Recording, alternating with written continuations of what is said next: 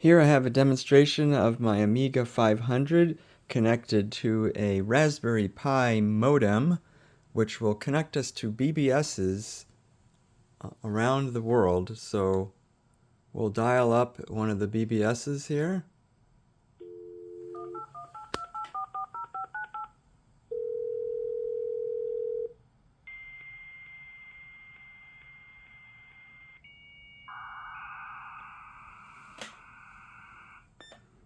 Those sounds were just played, actually. There's no real phone connection there, but gives you the whole experience of what it was like.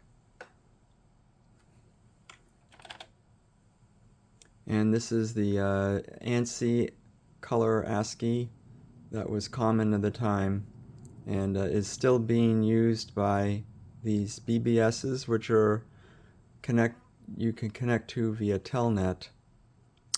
And it's a lot faster on your PC, but this is the as fast as the Amiga can go for this type of ASCII art. There you have it.